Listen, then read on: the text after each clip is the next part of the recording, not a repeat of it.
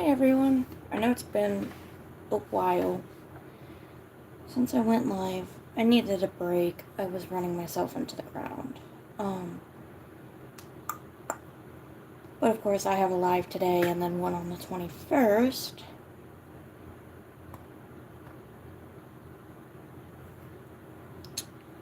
But, yeah.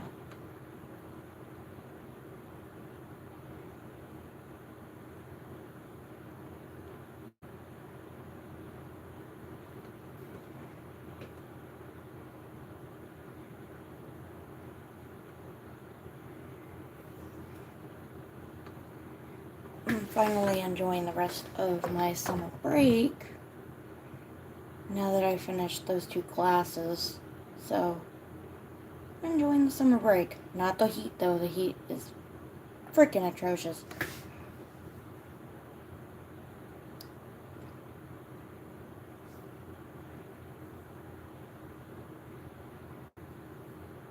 But I did enjoy the little thunderstorm we've had because it cools everything off. I did not like the power going out the other night. That fucking sucked. It was hot. I actually had to leave my room because it was so hot up here. Because my room is on the 2nd story of the house. And, yeah, heat rises. So, when the air and stuff went off, my room became unbearably hot. So unbearably hot.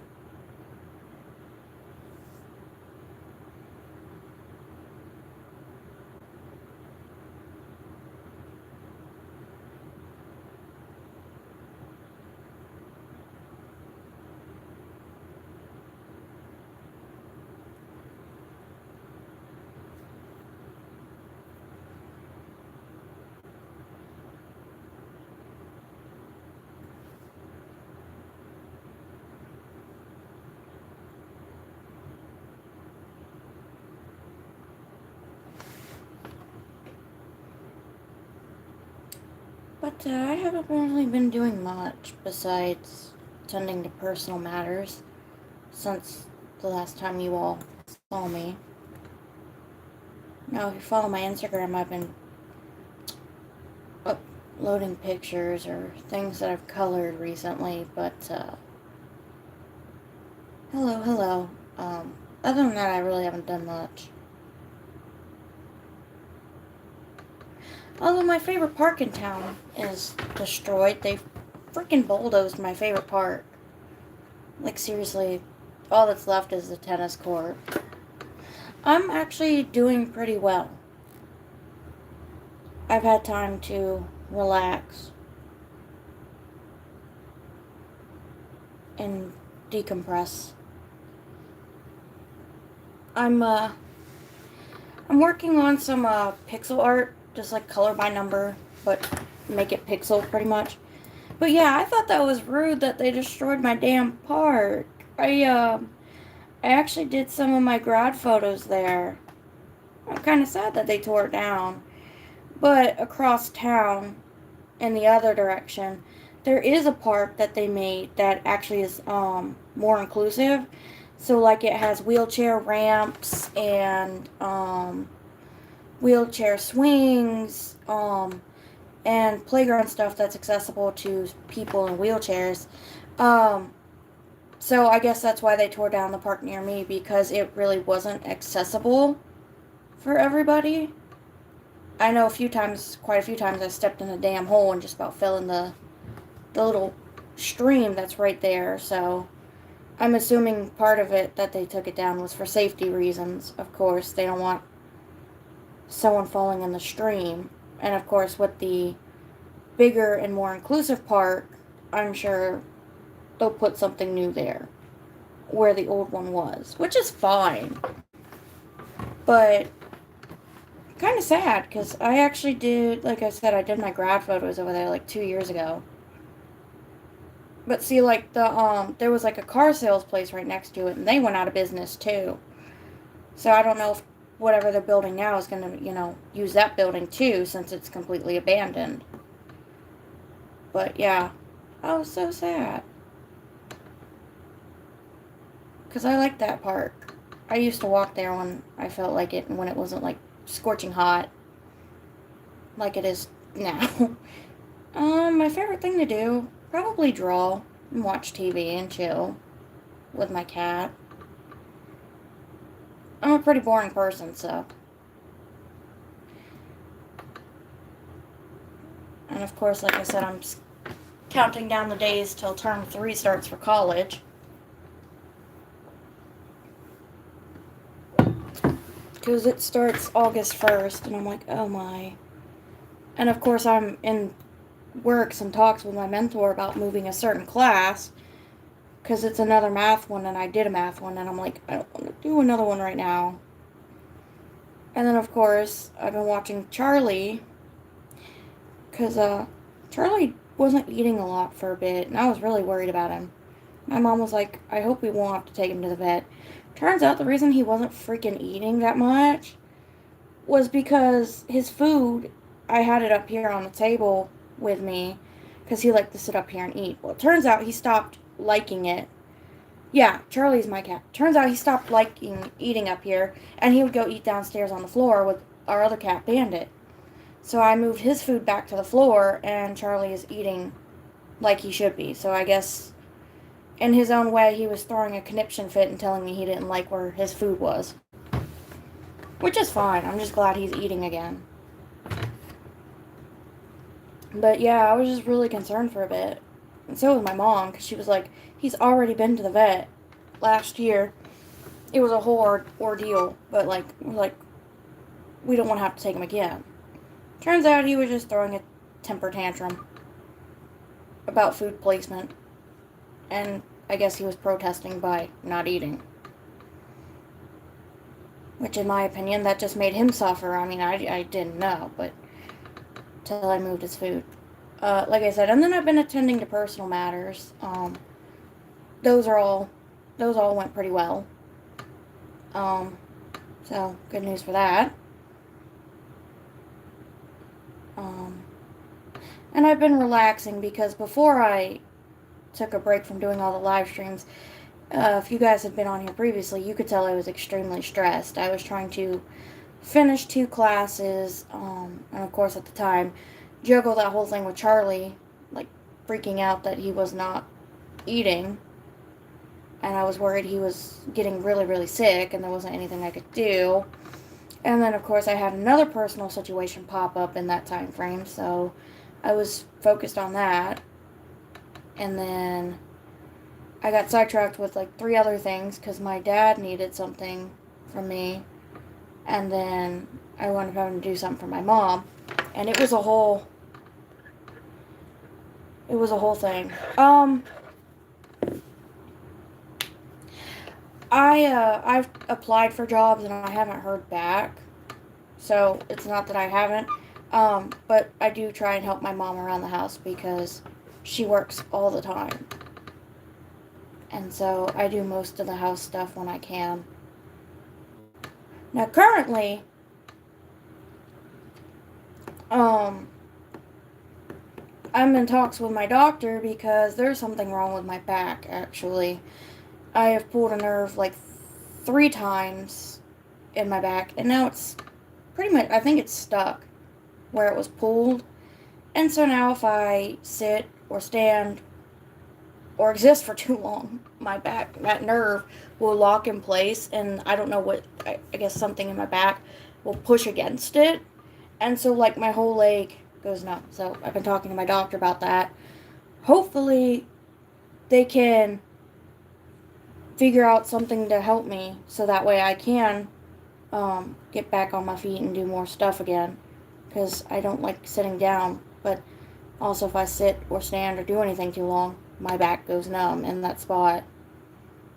So I don't know if I really injured something and didn't know it at the beginning of the year, because like I pulled my back once in January, taking apart a bed frame, and I pulled it to the point where I couldn't move, and then I pulled it again in April, trying to lift my bed and clean underneath it and get everything and rearrange my bedroom. So I pulled it a second time, And then I guess currently I've pulled it again or done something to it, and now it just hurts even more. So I don't know what the hell I did. But whatever it is, I shouldn't be doing it. But then again, I also shouldn't be lifting like 200 something pounds by myself anyways. That bed frame was fucking heavy. And I took it apart by myself. Bad idea.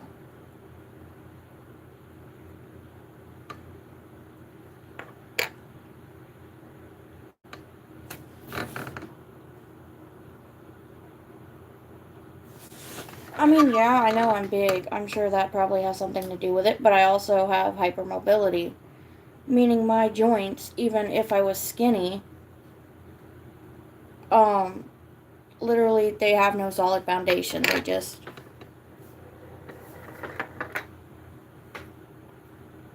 do that. Like most normal people can't do this or take their fingers and touch the inside of their wrist. But that's another reason that I probably keep pulling things in my back. I have no stable foundation. And yeah, I'm double jointed. I found that out like 3 years ago, but yeah, I'm double jointed, and it's not really an excuse for being my weight. My medication has something to do with that too. Not everybody not everybody should be able to do that. When they do the test, it's on the hills. I think it's like the Brighton scale or something like that, and they mark it for how many of the criterion you meet. And being able to do that is one of the main criterion. If you hit like I think it's like 9 or more, you're on the hypermobility scale. It just changes for the type. Because I know some people that literally can just pop joints out and bones out like a socket on command for fun. I can't do that, obviously, but I really have no stable foundation. Yeah, especially antidepressants, they cause weight gain. Unfortunately. That is the one bad side effect I hate about it.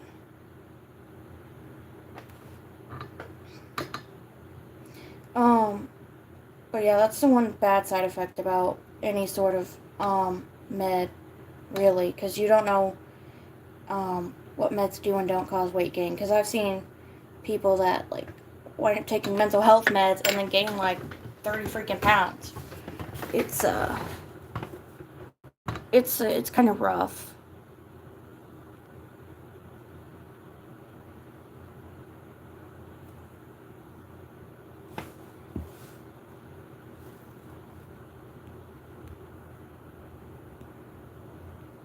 Okay, hold on.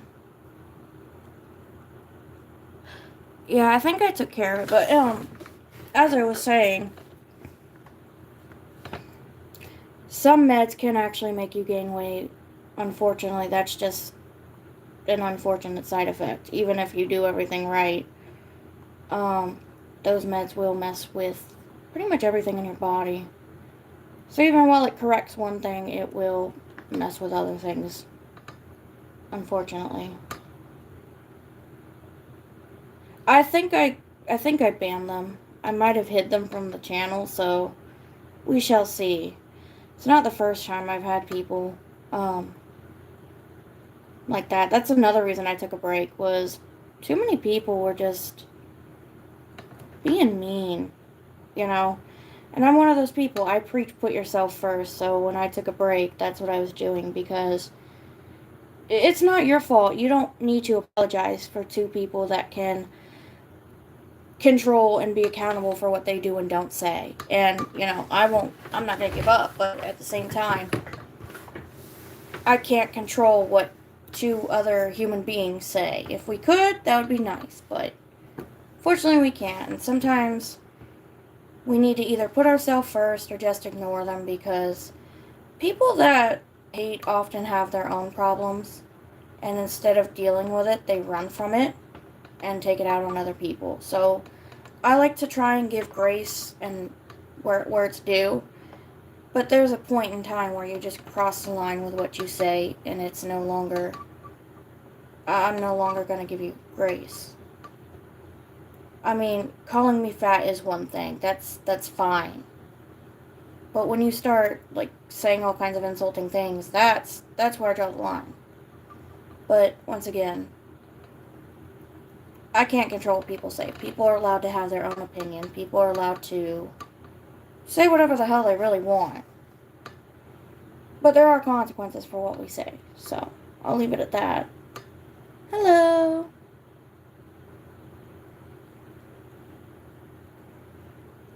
But, yeah.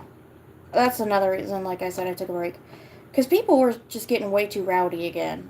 Every so often, I will, like, I guess, peak in, I guess, popularity on here. And then I'll get an influx of people that just act wild. And when I say wild, I'm talking crazy, crazy. And so I'm like, okay, I'm going to take a break and then I'll come back. I've done that like 3 times now because I don't know. Like towards the end of May, I had an influx of wild people come on in. And I was able to handle it until I wasn't. And then I kind of just, I had to back down. I was like, I can't do this. This is too much. And of course, some wild people will stay, but at the same time, like, I think everybody needs to just take a breather, chill, and relax, because being crazy is not it. Like, I don't mind chilling with people, because a lot of people on my channel are very chill and very respectful. But then occasionally you get the ones that are just like, whoa, pump the brakes there, buddy. Let's slow down. And then, of course, those will be the same ones that'll insult you for whatever reason when you say, hey, this isn't cool. And I hate when that happens, because it's like, I try to be a chill person. But then you've got the people that are just, like, purposely trying to get you upset to make you look bad. Or get you to snap and then say, oh, they're just mean. No, I don't do that. So I just try and remove them or completely ignore them. I found that ignoring them most of the time solves the problem, because they are not getting the attention they want. And then other times it doesn't work, because they'll just continue to say what they're going to say. Which, like I said, is fine. Everyone's allowed to say whatever the hell they want to. But, like, the truth always comes to light. That's one thing I live by. What you do in the dark will always come to light. So, if you choose to be an anonymous a-hole on the internet, eventually it will come to light, and it's not going to look very pretty. And a lot of people don't realize that. Just because you're anonymous on the internet does not mean that you'll stay that way forever. Because, once again, IP tracking is a whole thing. And people can, of course, I think when you post something or send something, it marks your IP address. So, like, if, like, something happened and the police investigate, they can track your IP and, like, figure out that it was you. Which will then get you in trouble for, like, of course, whatever you said or did. But a lot of people forget that. That if something you say causes somebody to do something pretty questionable or really raunchy or unfortunate, they can have access to your records, your phone records, your social medias, to help them investigate. So a lot of people forget that when they say stuff online. That if, your words that, cause somebody to do something really bad, police can and probably will get access to all your records, like your socials, your text messages, things like that, to help them investigate. And a lot of people forget that, because they're like, oh, it would never happen to me, and, I can say what I want. Yeah, good luck. Thank you. I appreciate it. But, yeah. a lot of people forget that just like being anonymous on the internet is surface level, really.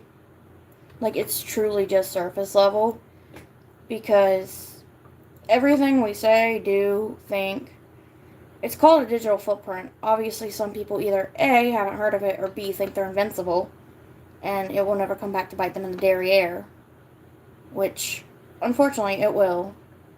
And it'll be at the most, like, inconvenient time to bite them in the derriere, but it will.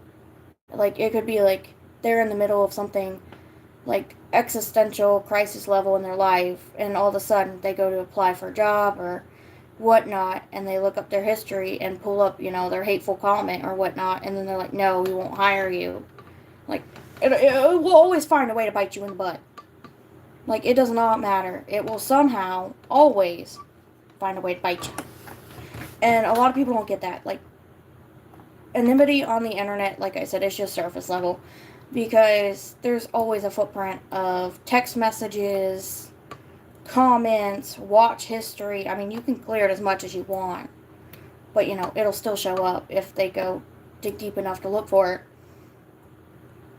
And a lot of people just, I don't think they know that, or I think they just don't think it'll ever bite them, per se.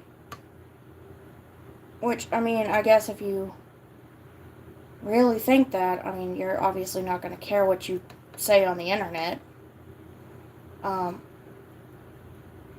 of course, in the most inconvenient moment, someone will quote it. Someone will. And then you'll sit there and go, I didn't say that. And then they'll pull it up and they'll be like, yeah, you did. Here it is right here. It's one of those.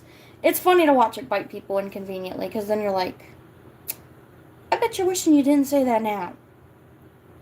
And they're like, please, just give me a chance. I didn't mean it. If you didn't mean it, you wouldn't have said it. I get people say things when they're mad, but, there's a better way to take that out than just posting it on the internet. If you're really that mad, write it down somewhere. That's what a therapist will tell you. Write it in a journal. Because some thoughts should just be inside thoughts that we keep in a journal. Because they're either A, really, really mean, or could cause some serious harm to somebody else.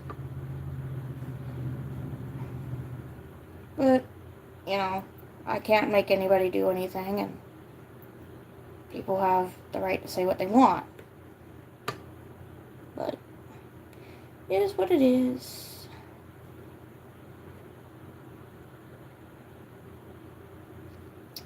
People will say and do what they want until it bites them in the butt. But yeah, I'm pretty good.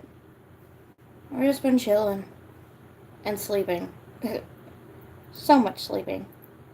I've been trying to catch up on sleep. I've been so tired. But yeah, I'm pretty decent.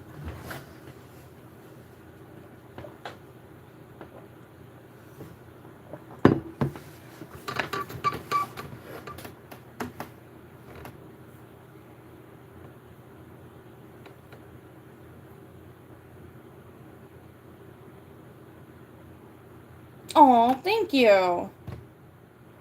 That's one thing that I will never change. I will never not be me. Even if people don't like it. Because it's like,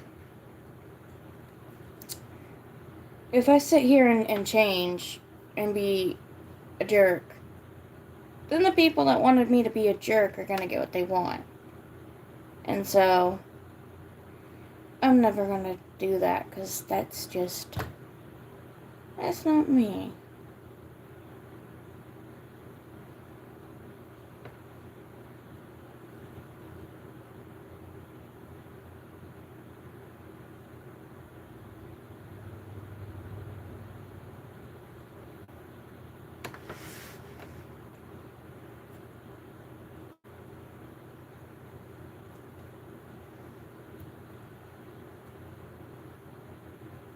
Plus, a lot of times changing, whether it's because someone, like, coerced you or bullied you into changing, it's oftentimes for the worse because you didn't have the free will to make that decision. And bullies thrive on that. They do. See ya. But yeah, bullies thrive on that. And a lot of trolls do too. So it's best to just ignore and keep moving. And I'm gonna be honest, it's not a very easy feat. Sometimes it is too much. And sometimes you do need to walk away and take a break for a while. But when you come back, those who are actually there will still be there. That's why I'm not afraid to take a break from my channel sometimes. Because I know the ones that are meant to be will stay. And those that aren't will slowly drift away. And life changes, seasons change, everything changes. Nothing is ever the same. Hello. But yeah, nothing is ever the same. Everything is always fleeting. It's never permanent. Things can feel permanent, but sometimes they're just temporary. They're meant to feel permanent.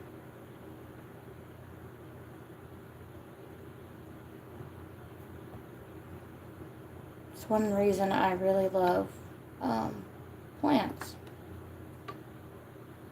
Because they're never permanent. They disappear for the winter, and they come back in the spring. They're resilient. They mostly last the first frost, and they bounce back the second that it's time to. And that's pretty much what people should do. Everything has its timing. It may not be when we want, which can be inconvenient and can make us impatient. But you can't walk into a place without growing. And some people don't want to grow, and that's okay. Some people want to stay where they're at, and they're allowed to do that. But in the same respect, we're allowed to let those people go. Because if we want to grow, we can't stay in the same place. Like with farmers when they till the dirt. They till the dirt, but the plants are never in the same soil. Because the soil that's been upturned was on the very bottom. And now that soil's on top. So when you think about it, even with potted plants, they're never in the same pot twice. Because they keep growing. And that's how humans should be. Never in the same place twice. Because we should aspire to keep growing. And learning. And improving. And overall, just being a better human being to ourselves and others. But it's not an easy task. You have to be willing to uproot yourself from wherever you're at. You have to be willing to want to grow even when it's too hard or it hurts.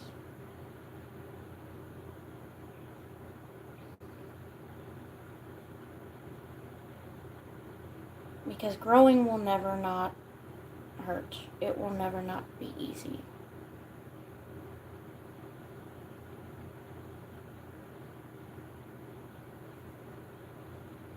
But as we grow, so do the things around us. The people, the places. The people we connect with. People we hang out with. People that we've known. It'll oftentimes drift and change.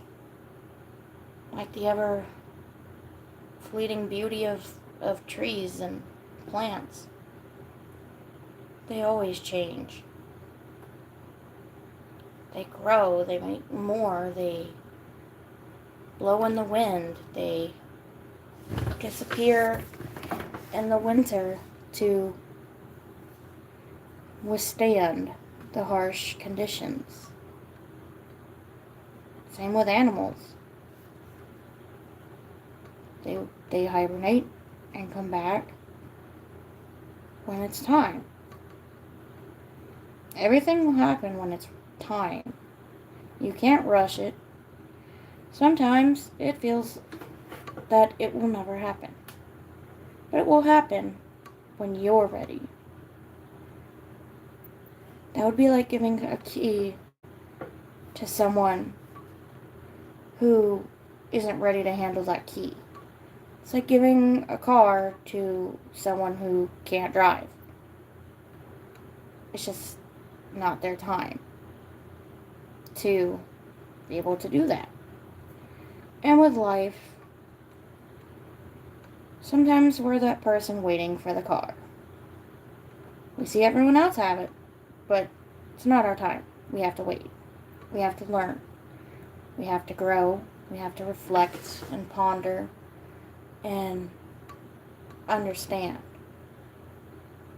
what we've just been through or what we've just done. Life isn't just memories, it's experiences, it's growth. I'm actually working to be a teacher. I'm in college to be a teacher, actually. But, yeah. But with life, you have to be willing to do the hard things, the things that nobody wants to do, the things that seem the most difficult, the things that you've never seen anybody else do. Like standing up for someone who can't stand up for themselves. It may seem nerve-wracking and impossible at first, but eventually you grow that strength to stand up for them because you know picking on someone isn't right.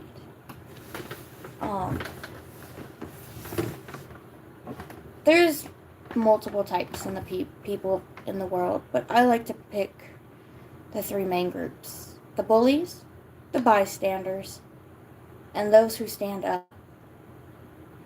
Being a bystander means you just let the things happen. You sit there and you watch, but you don't do anything.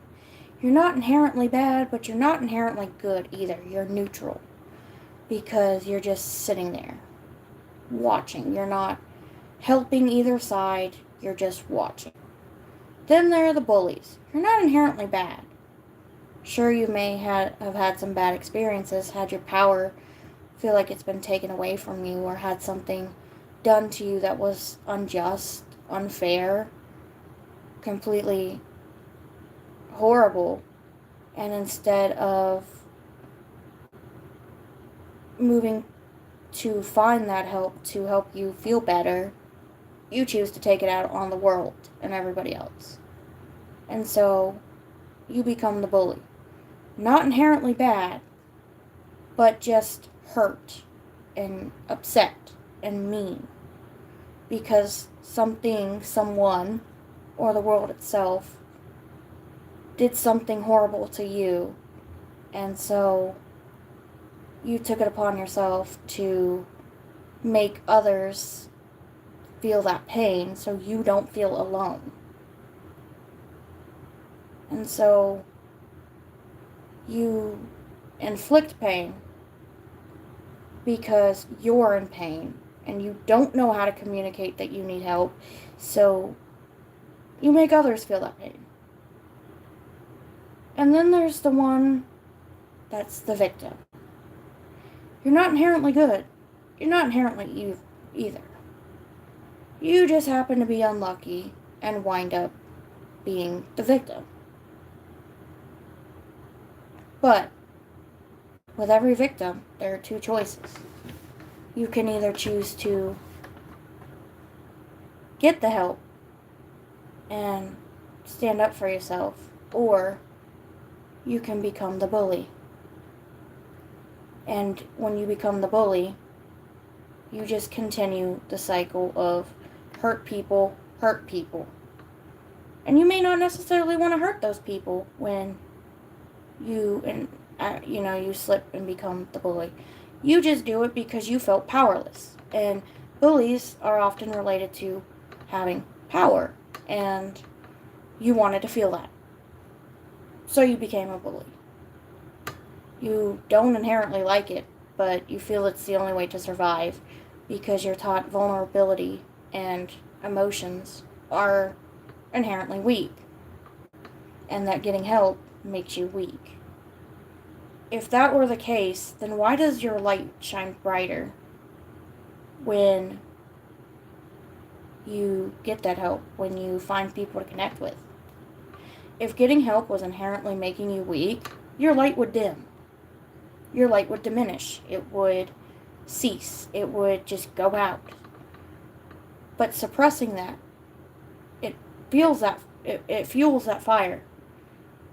But once that fire fuels too much, it implodes on itself. And when something implodes, everything goes with it. The exterior, the interior, it just vanishes. It's gone. All that's left is the remnants of what was. And so, when you implode, whether it's because life gave you a terrible hand and terrible experiences, and overall people have just treated you horribly, and instead of trying again because you're afraid of being hurt, you're afraid of being ridiculed and mocked for trying to improve yourself because of the people around you, you implode. And when you implode, you wind up making rash decisions, or decisions to try and cope and stop hurting, and those decisions can have really bad consequences, life-altering consequences. And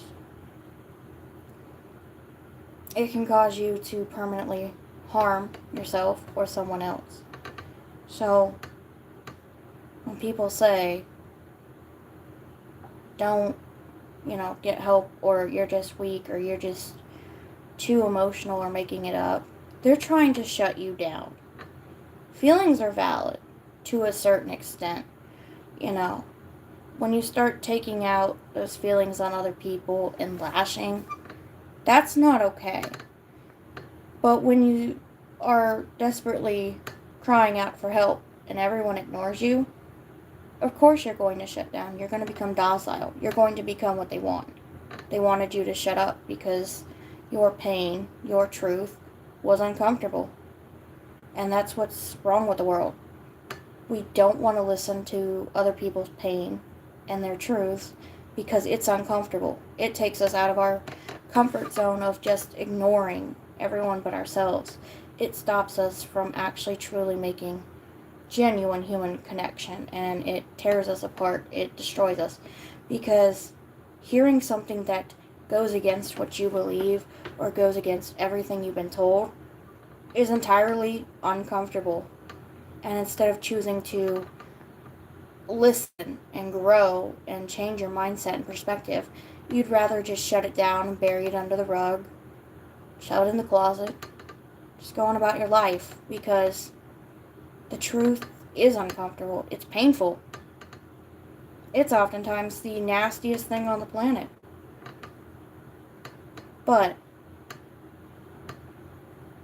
the truth is much better than any sweet lie that you can tell, or that someone can tell you to pretty much silence your pain. And a lot of people feel like a coward to reach out. They feel like a wuss because all they've been taught is just suck it up, grow up. Everyone, people have it worse than you. That doesn't diminish your pain that someone has it worse than you. It just means be mindful of your perspective. When, you say something, god awful happened to you, and, someone else says, oh, well, this happened to me, and then you start comparing it like it's a competition. That's not right. Don't let your pain diminish somebody else's because you think you've been wronged worse than they have. When you're wronged, everybody's been wronged. And sometimes it's a lot more horrific. But when we let those bad feelings fester, we become the bully, and we stop trying to do anything different. When we're the bystander, we have one of two choices. We can either choose to stand up for the bully, or stand up for the victim, or join the bully. And those that eventually choose to stand up for the victim often understand what they're seeing isn't right. And that no one should be treated that way. But it all comes back to, we don't want to grow, we don't want to move outside of our comfort zone, because that would mean admitting things that we've done wrong to other people, admitting that people have done things wrong to us and we're still holding on to it because we're afraid of changing, or we're afraid that we just aren't going to be the same anymore. And sometimes we get too attached to what or who we are in the moment that we forget to look to the long term and how it could really hurt us to keep holding on to that pain and that consequence of that pain. And some of us just don't know how to let go because we were never taught. And that's a lot of the problem. What's wrong with the world is that we sweep everything under the rug. We don't talk about the uncomfortable truths. We don't help one another. We judge everybody based on what we were taught. We tend to only help those who look or act or think like us because that's what we're taught is the right thing to do. When in actuality, that's just adding more pain and suffering to everybody in the long run, because when someone does decide to step out and end that cycle, they get shunned. They are the black sheep. They get told they're the whole problem. They get blamed. They get exiled. They get treated poorly because they're trying to pull things out from under the rug that everyone's kept hidden because they don't want to deal with it, because they don't want to look in the mirror and face the truth. And they don't want to face the music about what they've done or what was done to them, because that would break their beliefs. And unfortunately, sometimes you have to break your beliefs in order to heal, in order to understand what's truly been done to you, to someone else, to look outside yourself. My day is pretty good. But the uncomfortable truths are where healing truly lies. Unpacking that box of trauma from the world, from your ancestors, that's where light and healing can truly begin. And a lot of people are afraid that once they open that box, they will see something they don't like. And unfortunately, that's bound to happen either way. You're going to see something you don't like. You're going to see something a family member did, or a friend, or whatnot did, that was completely messed up. And you're never going to see that person the same way. But when, at the end of the day, you only live for yourself, you don't live for anybody else. So, when you choose things, choose them wisely. Because not only what you do could affect you, it could affect somebody else as well. And that's just how life is. A lot of us are very egocentric and think all about us. And what we gain from doing something, what we want, and never the bigger picture. And that's how we're taught to think.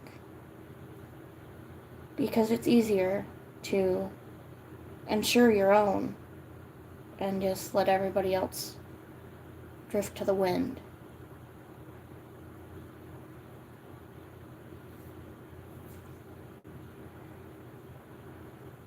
But that's just how life is. Life is just a meaningless lottery of random experiences and events that shape us, that shape our identity, our personality, that change who we are down to the very core of our soul. And we choose how we let those things affect us. We can choose to grow and learn and seek help, or we can choose to let it fester and hurt us and everyone around us. But that's all I really have to say.